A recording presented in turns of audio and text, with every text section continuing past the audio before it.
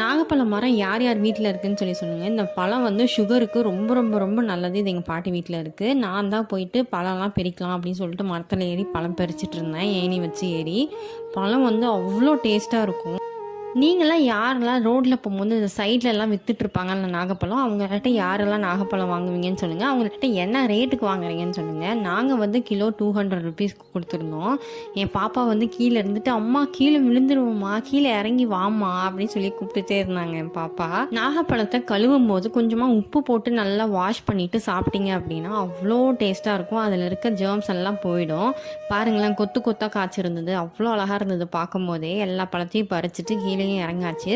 நல்லா ஃபுல்லாக பழுத்துச்சு. இந்த மாதிரி கீழே விழுந்த பழுத்தெல்லாம் எடுத்து நல்லா வாஷ் பண்ணிட்டு கொஞ்சமாக உப்பு மட்டும் போட்டு நல்லா கிளறி சாப்பிட்டு பாருங்க. டேஸ்ட் அல்டிமேட்டாக இருக்கும். மரம் ஏறதுக்கு நிறைய பேர் எங்கள் பாட்டி கூப்பிட்டு பார்த்தாங்க, யாருமே வரல. அதனால நானே ஏறி பறிச்சிட்டேன். ஒரு 3 கிலோ வந்துச்சு.